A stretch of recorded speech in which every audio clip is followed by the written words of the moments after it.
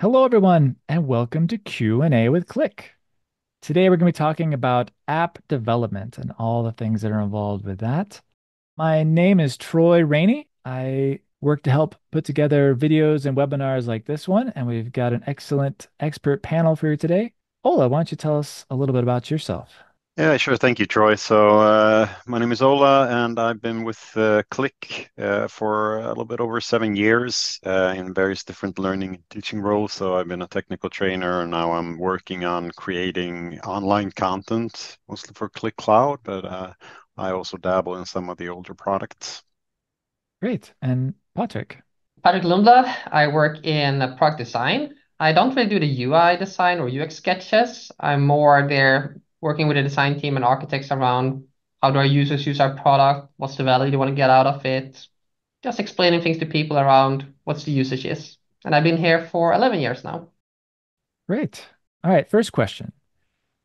I understand how to use the min and max functions, but how do I specify data that is between the first and last, like the second or third item?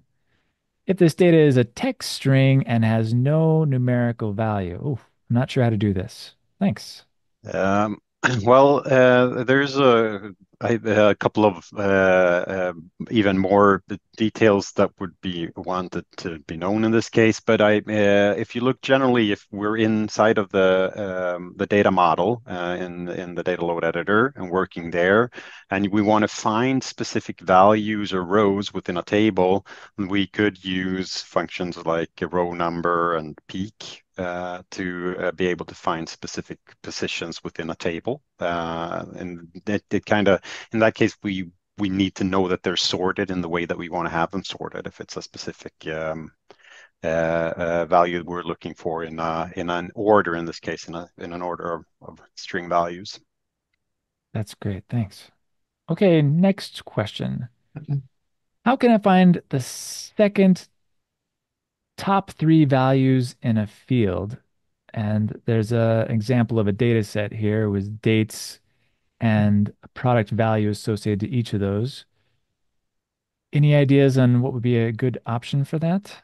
And I'll So I can just, take that. So Ola thanks. has talked about the peak function and the row number. Another function we have is the rank. So taking a dimension and a measure, you can have the rank and see which is the ranked 1, 2, 3, 4, 1. So I did a fun example. If you stop sharing, I can start sharing my screen, Yeah, where I use the rank function to identify if a value is within a certain rank position. So in this case here, I have a chart with some sales for some customers, of course, all training data or dummy data. And I decided to use the rank function for coloring. So in this case, I'm saying if the rank for sum of sales is larger than, in this case, I'm using a slider, but if it's larger than 0 and smaller than 4, then I want it to be one color compared to other colors. So rank function together with if statements, together with an and function in there. And then I used it with a variable in here to be able to highlight which is the top 3, top 4 to 6, top 7 to 9, and so on. So rank function is excellent of saying if you're not top 3, if you're a second top 3, and I think that's what we wanted in this case. excellent. Thank you. Okay.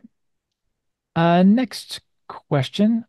I want to create a variable that can help me select specific weeks. For instance, if I select 2402, I want to retrieve the past 3 weeks, 24, 20, 2024-01, 2023-52, and 2023-51. However, my current approach is giving me incorrect results. Any ideas? Yeah. And so in this case, it's also a little bit dependent on how those values are created, if they're read as dates or not, or if they're just read as concatenated text strings. But if we have access to a date field within the data load or in the data model, but we have not generated fields in the correct way, we can do that inside of the chart functions as well. So we can create our own week combinations of week and months and years if they're not working in the way that we want from the data model. So that's possible. And then after that, we can add, subtract, or 1, 2, 3, 4, 5 from those values to move back in time, so to speak. I would also generally want to go back to the data model and maybe even if I don't have access to it, maybe go back to it and see if I can create flag fields within the master calendar, if there is one, to be able to make these calculations a little bit easier. Great, thanks. Next question. Is there a way in Qlik Sense or Qlik Cloud to load sheet IDs or sheet titles similar to Qlik View using document summary loads? I was gonna say Ola maybe know. I haven't used ClickView that much, so I would say not not today. I'm a little bit unsure. I think I'd want to send that to community in this time Yeah, speaking of space. that, there's Yeah. a great resource. I don't know if you guys have been there, but on Qlik Community, community.qlik.com, there are forums up here, especially analytics, and they're all very specific topics. But there's one on app development. And if you have a question that we're unable to address here, or you think of right after the session ends, this is a great resource. There's over 200,000 users that are active on Qlik Community, so it's always a good place to post questions and get answers. Uh, all right. Next question. Can you describe the best practices when using the subfield function in the data load? I'm trying to get count of items in a string field with comma separated string items. Sure.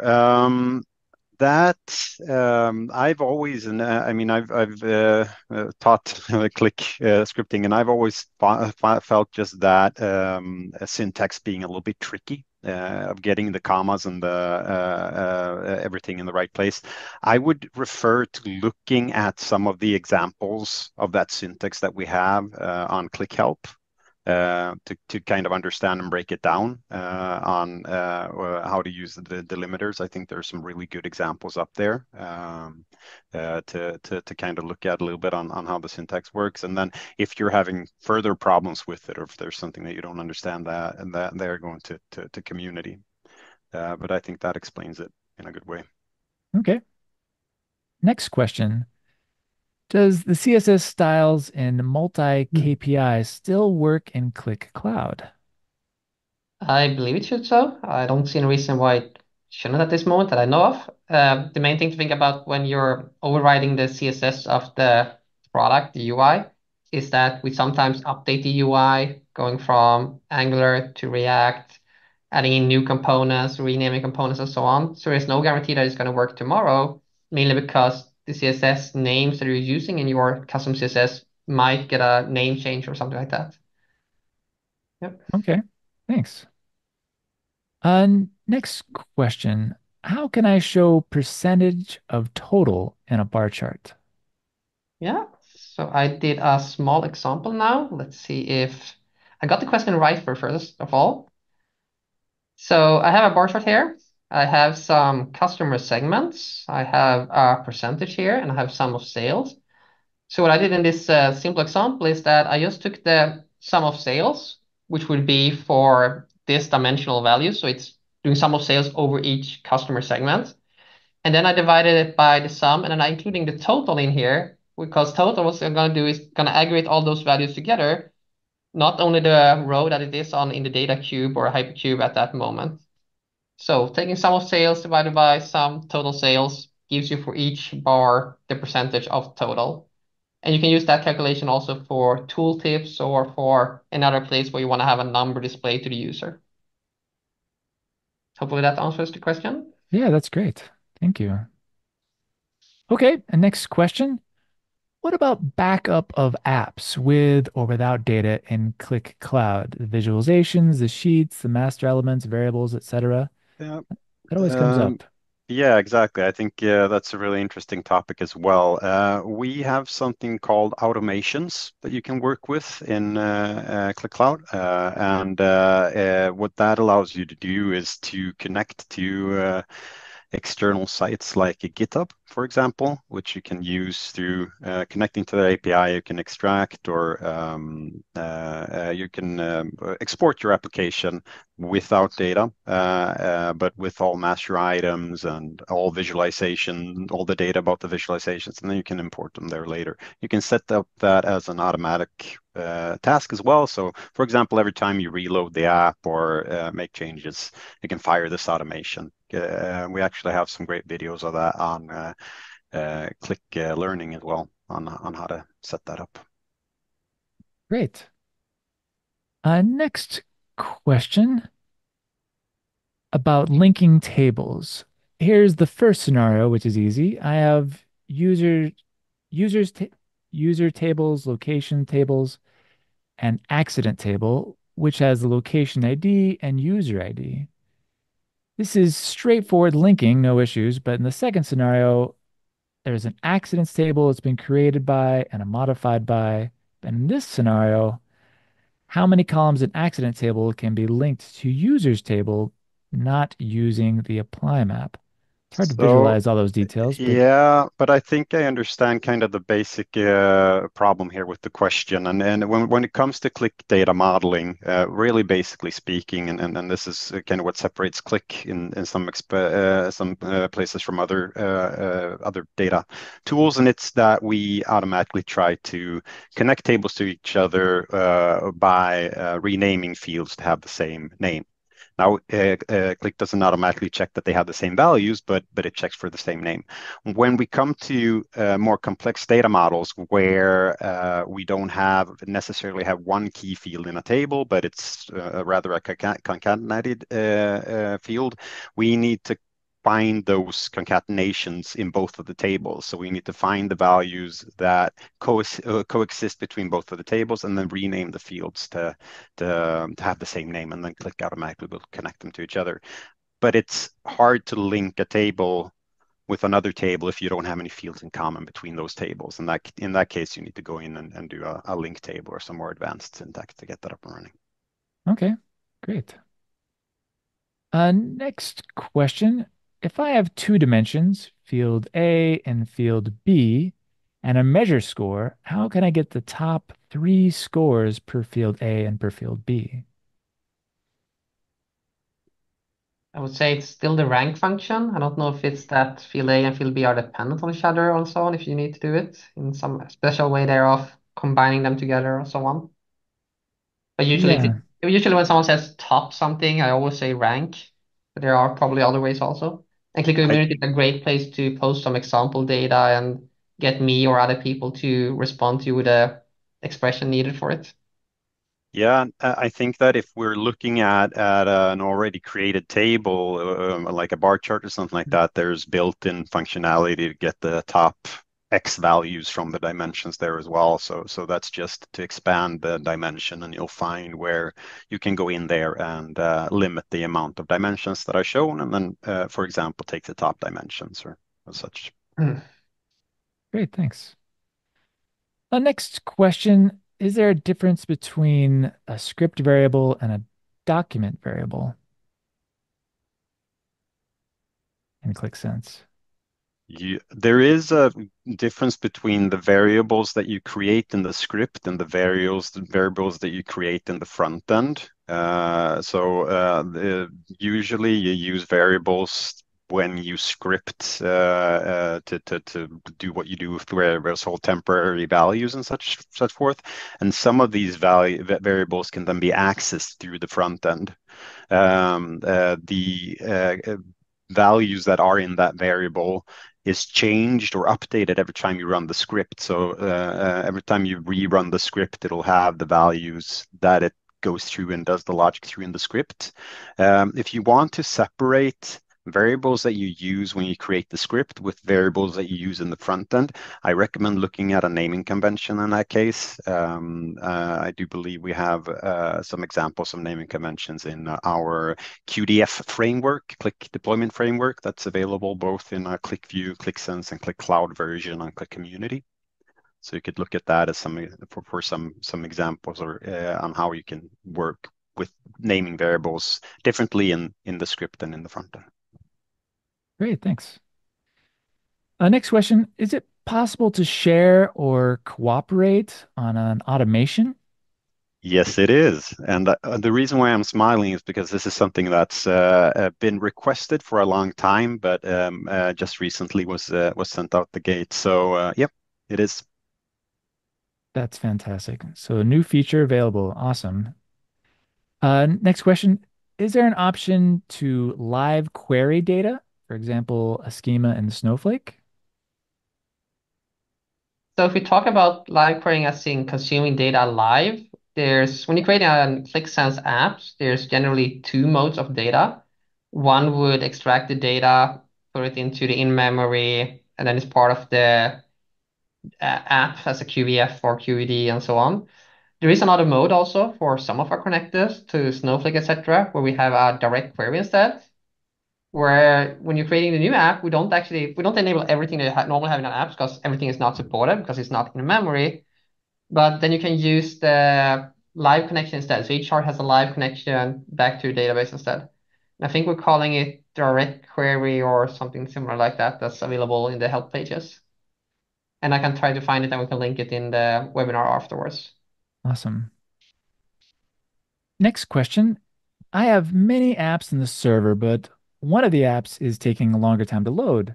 What are the measures needed to be taken? I'm storing the large tables into QVDs. Any suggestions to help improve reload performance?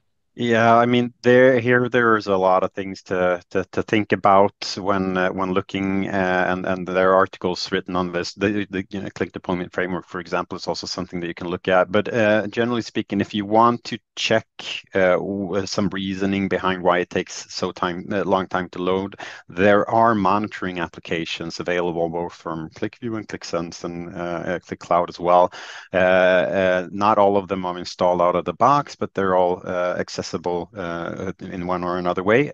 So I would recommend start looking at some of those monitoring applications, going in and looking at the specific app, and then seeing what parts of the app is taking such long time to load, and kind of start there. And I was going to say also something we released quite recently, I believe it was on Cloud last month, is pre-warming, where you can actually, after a reload, you can have multiple of the calculations being calculated before a user actually goes into an app. Think of it as an agent that goes in or a bot that goes in and does some of those calculations so that they will be cached for them. And I think we have similar solutions for client managed, either built in or by partners. I think that's what actually on client managed that we launched it. Was it the May release or the February release? So there are ways of pre-calculating things also so that an app loads quicker for the first user in the morning. Very cool. Thank you.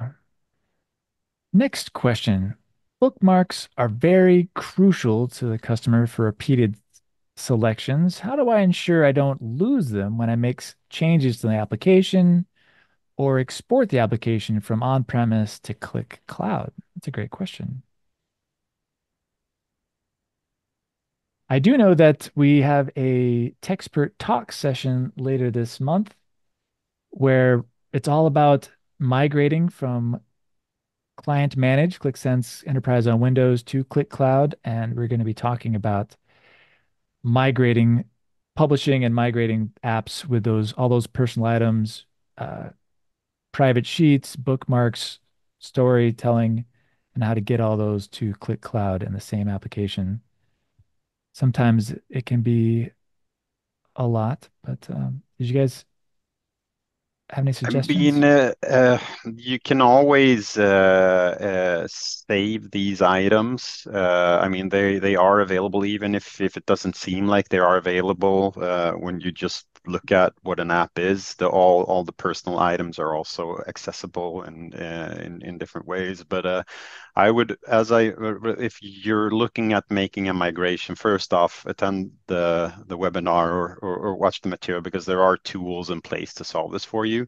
If you were to kind of just try to recreate everything on your own, I also recommend the process of going out and talking to your users and giving them a time limit for where they need to kind of save their items and look at what's their individual stuff that they really want to keep. But I mean, it's a complicated question. Yeah, it Yeah. can be a complicated thing, but it's totally possible. And yeah, if you want to see that demonstrated, please tune in to the next Techspert talk. Next question. I have a transaction file with many fields, but the key ones are a value field, a field holding a CPT code, and a field holding the authorization number. I want to calculate the average for each authorization grouped by CPT code. So each CPT code will calculate the average value of each aggregated authorization number. Wow. The part I do not know how to do is that I want to eliminate the top and bottom 5% from being included. Okay. So I would say give us some data examples, put them to the community. Me or other people can help you there. The one thing is that we have a function called fractile that you can use to see if something is like fractal parenthesis, the measure, comma, and then 0.05 would show what is the limit of the 5%. So you could get that calculated by fractal. And then you could use if statement to see if the number is below or above that fractal value, and then you can include it or exclude it in your calculation. But these are things that are easy to do, having a data example and Yeah, typing it. Yeah. of course. Okay, next question. What are the visualization recommendations for a dashboard designed for analyzing survey responses, integrated with findings from machine learning? Uh, any suggestions for apps analyzing survey Very big responses? question. I would say depends on the survey, depends on the amount of responses you have, things like that. If it's simple surveys like people put a scale or something, a bar chart with a middle line that says if it's positive or negative is usually used. If you want to have machine learning together with it, table on the side that can explain things. I would say, yeah, it depends on what data you have. What do you want to show to the user? Maybe not saying what data goes with what chart, rather what does the user want to find out of the data, and then seeing what chart is applicable to it. Yeah, that's a great answer. Okay, next question. How can you show a model filtered by a login user and a PDF file produced by a report filtered by the email address that it's sent to? Okay, And there's a follow-up in the next question also. thank you. This has to do with people being able to see only the information they're allowed to in a particular model. Oh, All sounds right. like we're on to section access. Yes, there we have something called section access, which is something that you set up in the script of your application, where you can set up a table limiting a row and column access to information throughout the application. So you can limit the possibility for a user to see specific values in a column, or to take away the actual column itself from the information that they can see. And we then use section access throughout other functions throughout the platform as well. So if there's section access limiting the amount of information that you can look at in an application, there's no way to kind of circumvent that and search for the information in another application or another part of the platform as well. So it's something that then is used throughout the entire platform.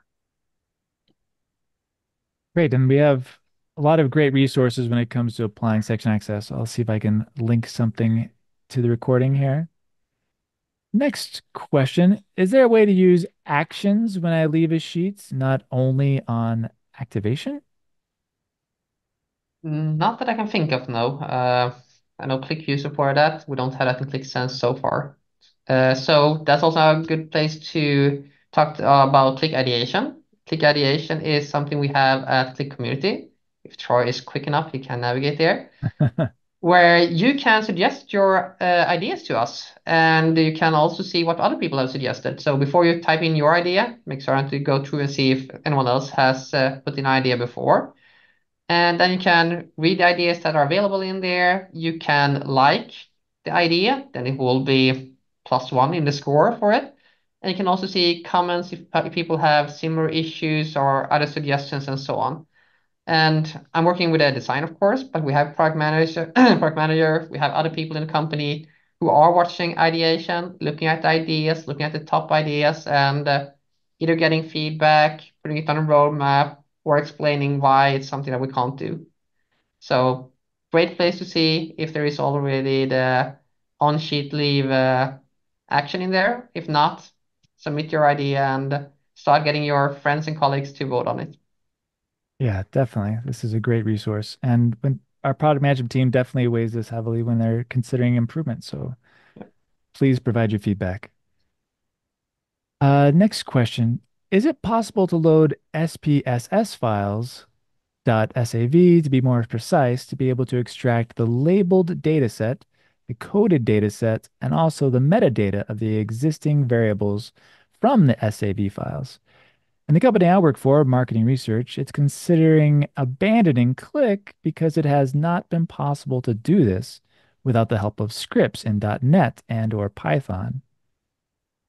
Hmm, sounds like it's a pretty specific requirement. But I'm not familiar with that. Are you guys? The only thing that I know about it is that if there is a file format that's not supported by Qlik, through the data load editor, there are mainly two ways to look at it. The first thing is to see if we have a connector that's able to connect to the source system and extract the data from that. Right. The other thing is to convert the file, and I think that's probably what they're talking about here, but convert it to like a CSV file or something like that as well. And then I don't know if that's what they're referring to with Python and .NET language, but otherwise convert to like a CSV file or XML file or another file format that can read or connect to the system itself. That's a good suggestion. It sounds like that's similar to the workaround they found, but we'll move on. Next question. How do I get data to load in a sorted manner so that the row numbers can be referenced properly? I feel like it, Yeah, you can sort them in the script. You can do that either when you in the data source before you load it. You can do it inside of the Qlik script as well by sorting and grouping by certain values. It depends if it's a numeric field or a text field. If it's a numeric field, it's easier. If it's a text field, it's a little bit more complicated. But you can do that through the script. great. And next question. And I was just about to read, I saw that it snuck into the chat, and I see the same question now in Q&A. So thank you. Is there a way to export pivot tables from formatting using Qlik Sense installed locally? I want to export the pivot table exactly as it is being displayed. Okay. So currently no, and I don't think there's any plan for the current main pivot table, as far as I know. We are working on a new pivot table that is in the visualization bundle today that we are working for export. I don't know if there's going to be a limitation between cloud or on-prem and so on, but I would say that's probably more where we're going to where we're going to move improvements when it comes to printing. Okay. But I can't Great. say when or if, because not my area really. Sure. But it's nice to know that this is something that we're concerned with. Next question. How to show the totals in the bottom instead of the top in a pivot table?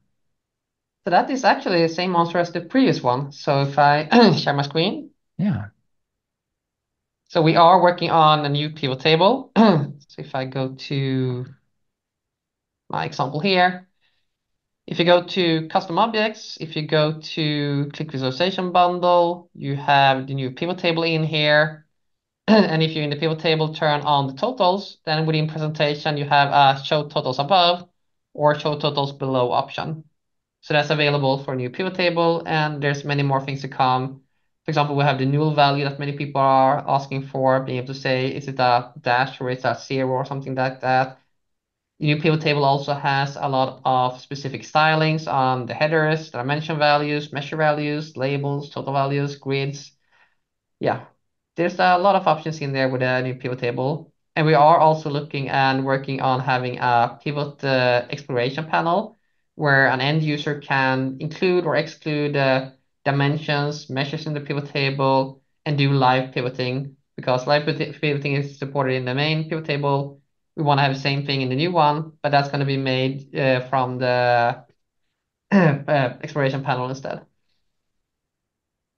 That's awesome. That one has it, and a lot more. Maybe not everything, but a lot more. Great, thank you. And it's Next, available also on client managers. Shouldn't be any difference between client manager and cloud except for release dates. okay. Next question. Is there any way to check if an app is using any column included in its data model, like with the tool called QSDA?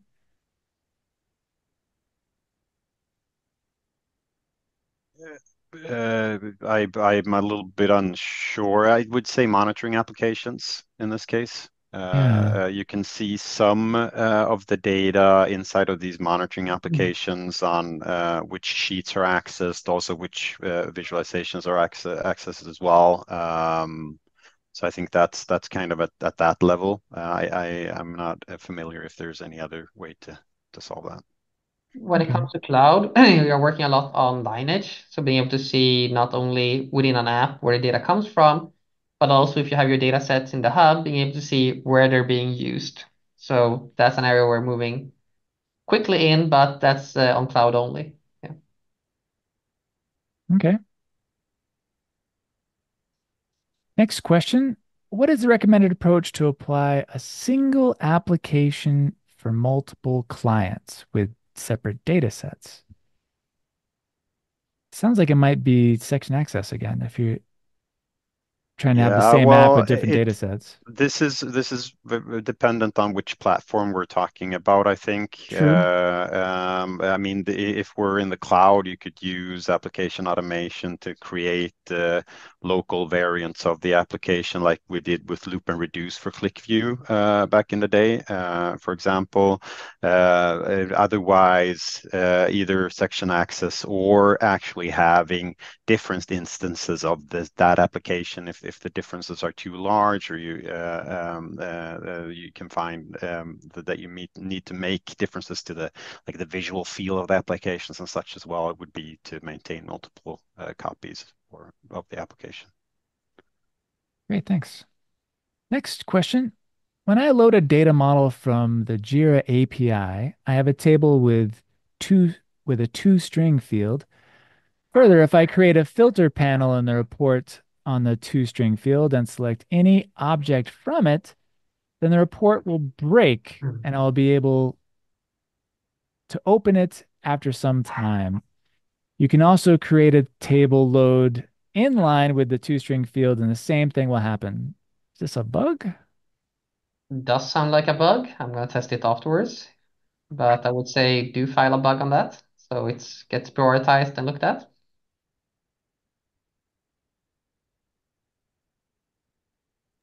Okay, next question. How can a bookmark be deleted once it is obsolete and the user no longer works for the company? If we're talking about on-prem, you can find those objects inside of the hub, I think. No, sorry, the QMC. I lost the name of it. The management tool for the server.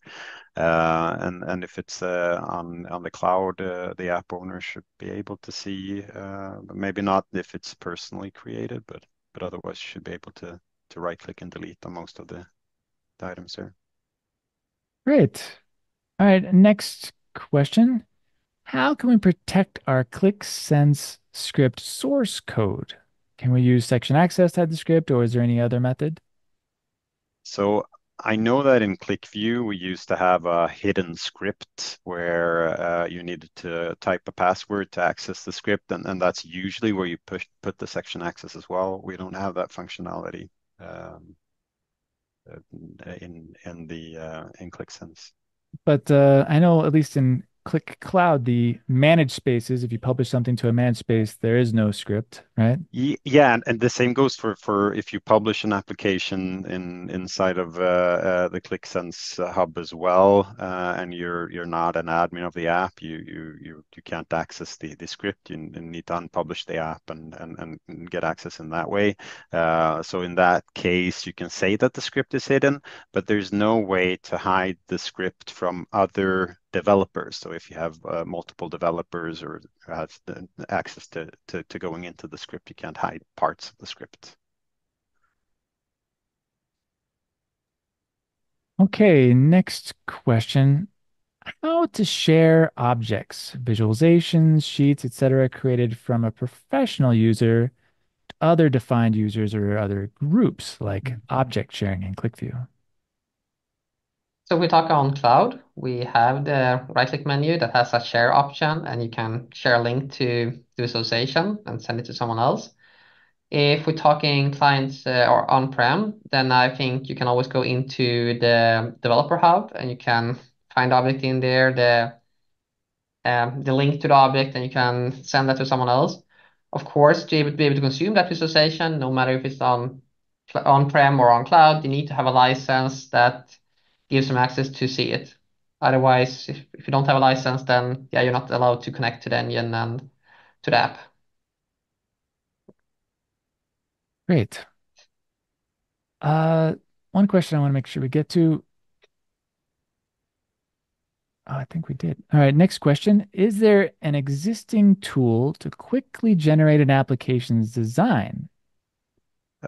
If we're talking about the cloud product, you could say that Insight Advisor has that functionality. So with the help of Insight Advisor, you can get suggestions on charts and with measures and dimensions that you can use throughout the application. You can just right click and add them to sheets as well. So I'd look at Insight Advisor. It's great. Good idea. Next question. How to set up field labeling? Yeah. So this was one of those questions we got before, so I prepared for it. And I think depends what you mean with field labeling, but to me it often is about as a consumer or user of an app, I do a selection in a list box or a chart, and I get something odd showing up in the selection bar. So I'm going to show you a little bit about how it works today, what are the different scenarios and so on, and also talk a little bit about what we're working on that will be coming. So if I go to my sandbox in here, just minimize some other things. If you go to the master dimension list here, you can see that I have two dimensions here that are of interest. One is year and country. You can see here that there's two fields that I've concatenated together using the and symbol, and then just a dash in between. And there's another dimension in here that contains a pure field, so it's nothing there's not a field on the fly, calculate on the fly. This is something that goes directly to the data model. The difference now is that if I'm using list box here, if I do a selection in the year dimension, you can see that it is year that shows up here. It is not the year dimension label that I have in the master dimension. So in this case, it goes directly against the field and it shows the field name. In the case that I have something that doesn't exist in the script, where I have multiple fields together, and those fields are within the same table, creating a field on the fly. Let's see if I still have that. Yeah, there's a blog post here about what is a calculated field compared to a field on the fly that I'll post also. But in case that it is a field on the fly, then the engine will actually look at the list of master dimensions and it will use that in the selection bar instead. So that's a way of naming fields. Now, of course, you can cheat around this or do something like that. So let's say I have year dimension in here. If I open it up to edit it, if I open the field in here, I can add something to this field that makes it become a field on the fly. In this case, I'm just going to add in empty afterwards. So concatenating the field with an empty string. And then I'm saving it, going back out here. You can now see year dimension shows up instead because it's doing a selection against that field on the fly instead of the field. Now, everyone in the chat who knows about performance and so on is going to complain because I'm suddenly creating an extra field and I'm just enlarging the data model. So I wouldn't say that this is a great thing to do. Is that it's something that if needed, if you can't rename the field in the load script, then you can create a field on the fly from it. The good part is we are actually currently working on making this better so that if you have a field inside, or if you have a calculated field inside the dimension list, then we will use that as a label up here. And we are also looking at supporting an expression in here. So if you're using different languages within your app or something like that, and you put a label expression on the master dimension, then it should show up up there also as the evaluated string instead. So hopefully soon, can't say when, but you're probably going to see it in cloud first and then on client managed. That's awesome. Thank you for that. Uh, Next question. What chart object do you recommend if I want to show some KPI like traffic lights? Red is something wrong, green, everything is fine. If I only want to see the color. It's a tricky question. Multiple ways of doing it. I would say the simplest thing would be for me to have a table and use inside the measure, you would use, or dimension, or inside the measure, you would use the symbol, a circle. Just find the ASCII color or ASCII symbol for a circle, put it in there as a measure, then do a color by expression and have that one colored. Maybe you could put three next to each other and color depending on, yeah, things like that. But I would say, yeah, some chart that uses color by expression to do it. There you Or go. you can use a tab container and having three tabs and then having two of those hidden and one showing, and then you have a picture in there or something like that. Depending on how many KPIs you actually want to do it for. Yeah. Those are all good tips. Next question. With ClickSense Enterprise, if we want to export data and send it via email or so on, we use NPrinting. What's the equivalent in Qlik Cloud?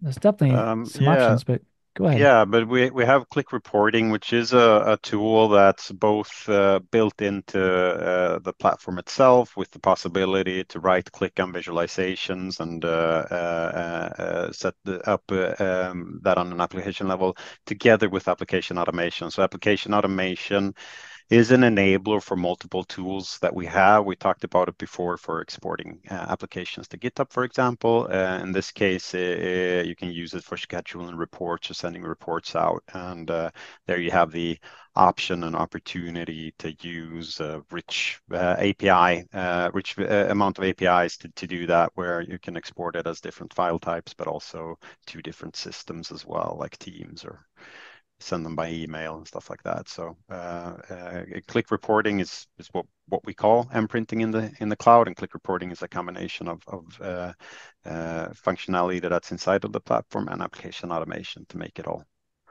spin up. Yeah, it's very powerful. And there's a lot of different ways to send charts or, yeah, definitely check it out. And I see the next question, Patrick, you're already starting to type, but it looked like it was made for you.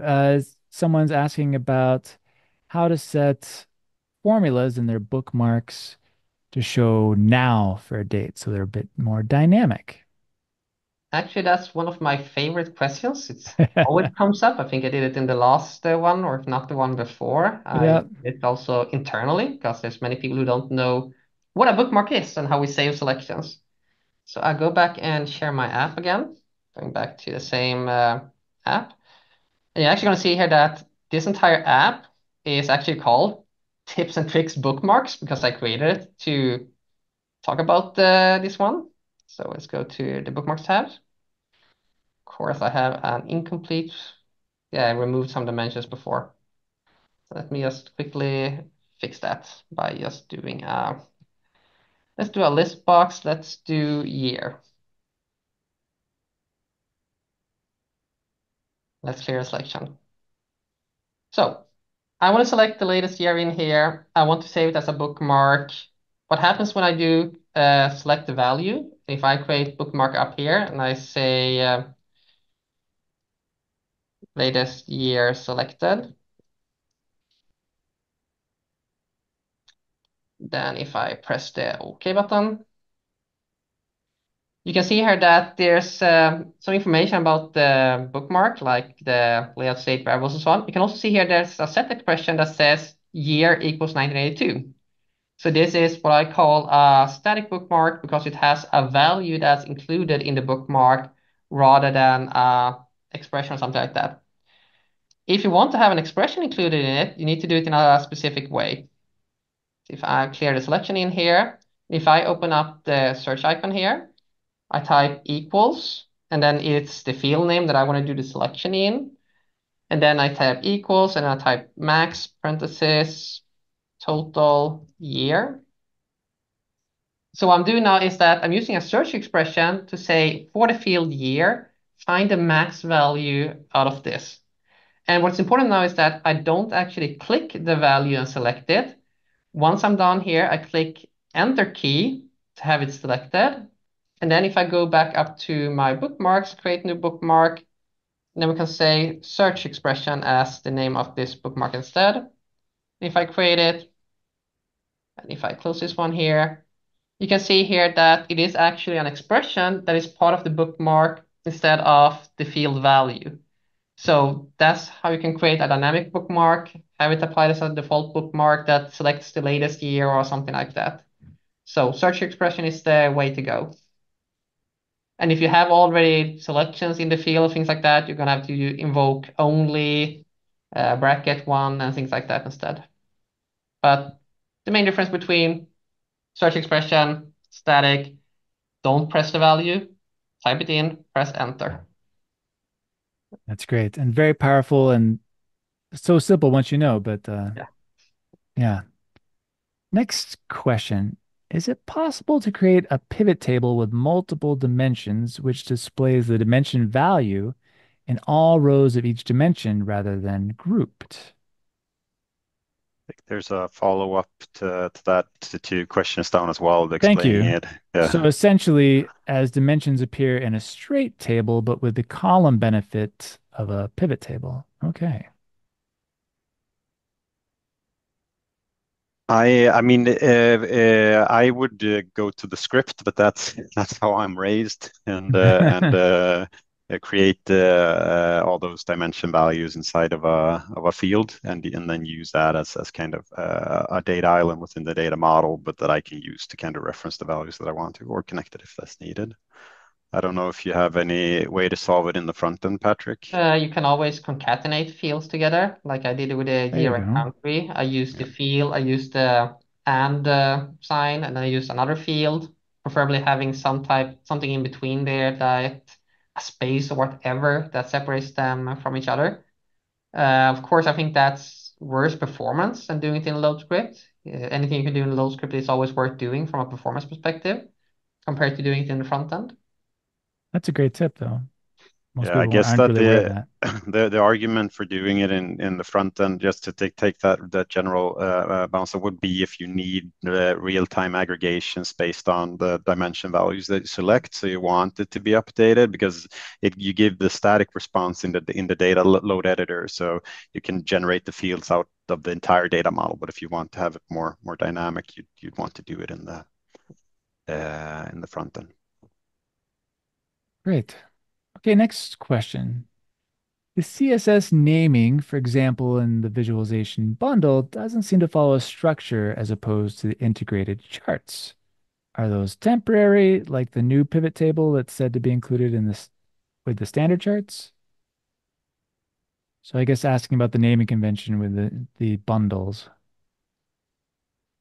Uh, I wouldn't know actually. I think that's more something we can give to developers. There are different development teams working on them. Some of the bundle visualizations are actually made by community members and then adopted by Qlik and introduced into the product. So the bundle is a mixture of things that other people created that we were really lots of usage, and we decided to support it for you, to things that we are developing, like the new pivot table. We're putting it in visualization bundle because it's not fully there yet to replace the current pivot table.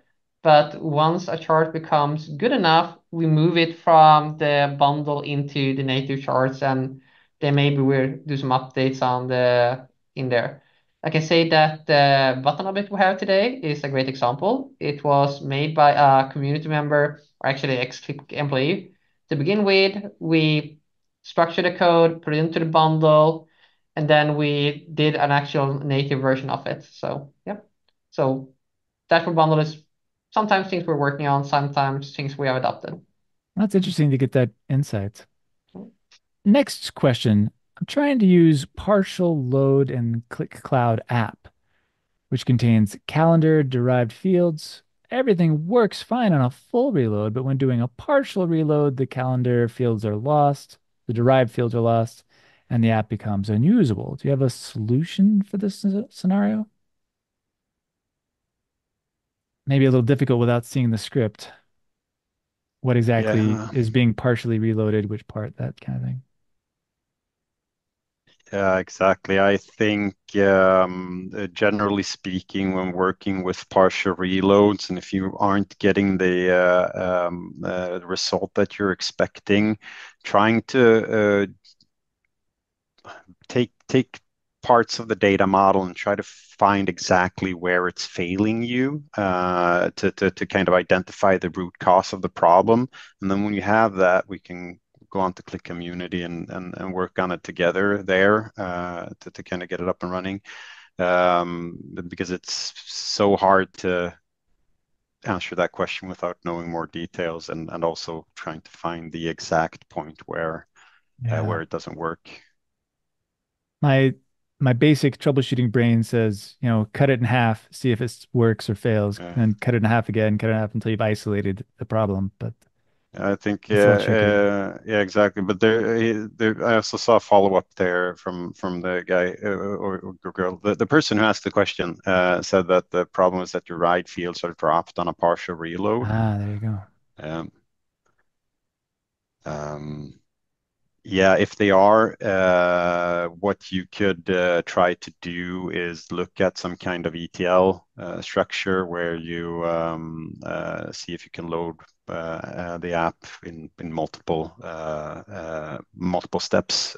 So you because there is a reason why you're doing a partial reload. It's probably because it takes too long to do a full reload. You might just want to go in and check different specific parts of it and so on.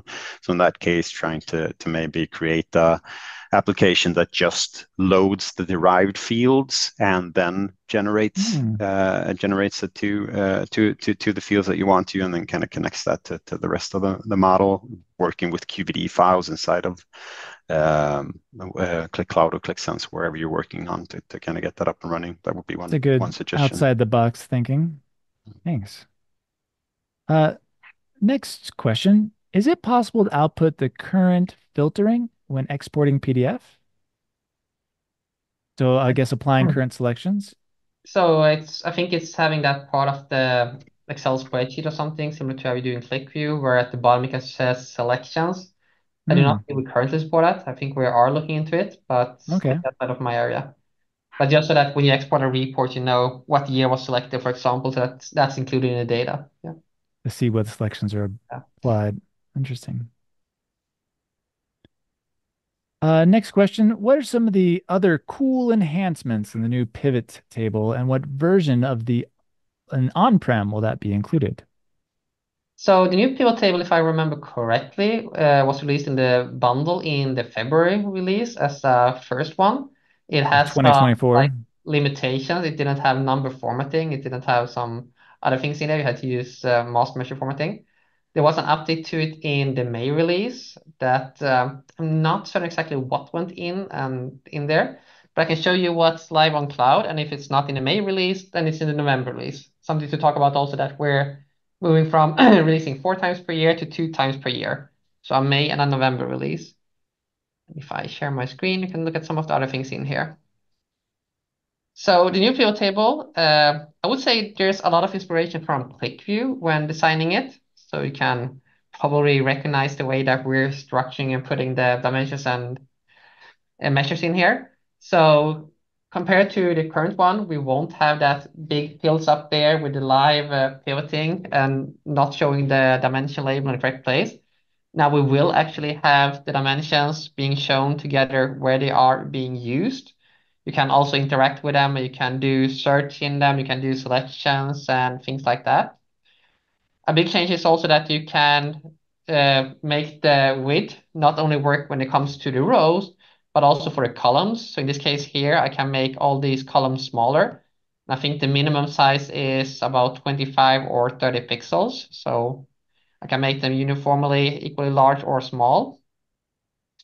If you don't want to do this interactively inside it in here, you can also open up the settings for it. And you can see that there are some width settings for this. If I go to here and here, let's see if I can remember where it is. You can see here I have the column width in here that I can specify as either pixels, fit the content, percentage of the screen, auto, trying to equally size it so that you fill up the entire space in here. So we can also use expressions to say if it should be a small or a wide one. So a lot more functions when it comes to the width of each column. So that's something really great. What we also have in the new one is that you can say that you want the text to be represented as, for example, or the data, in this case, the dimension could be text.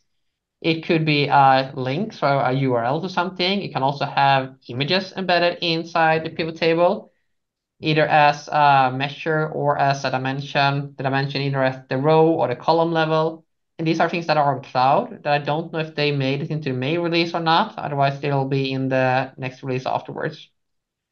Things we are looking at is, as I said before, the pivoting, having an exploration panel for a pivot table where you can include and exclude dimensions and measures and pivot them around. We are looking at having mini charts in the pivot table. I can't say if we're actually going to do that or not. It's still something that we are looking into. And then, of course, a lot more when it comes to styling of the pivot table, being able to say what is the column background, what is the header background, things like that. Also, one thing I think it's for the table, might be for the pivot table also, being able to use expression for if you want to have bold, italic, underline, similar to Qlik View where you have a font format expression that we are working on. When and so things get delivered, I can't really say, but yeah. Thanks. We're running pretty close to the top of the hour. One last question that came in was, can you talk about the best practices for the ETL process on Qlik Cloud and how to manage catalogs on an individual level? But we'll see if we can. Yeah, I think that the last part of that, share a source where you can acquire such knowledge is probably the best answer in this case because that's a big topic as well. Yeah, Yeah, but so there, as you know, we're Qlik Talent, which means that we both have the Qlik side and the Talent side. On the Talent side, there is a lot of tools in place for working with the ETL process and getting data from on-prem into the cloud. Much of their enablement material is on a platform which we're calling Qlik Learning right now, which is going to replace the old Qlik Learning and be an aggregate of the information that was on that platform and also the information that was on Talent Academy. So that will be the one place to go to get enablement on platform specific topics like these. And that's a process that we're working on right now on consolidating those. As of right now, it's Qlik Learning and it's Talent Academy, but they're merging to the same platform.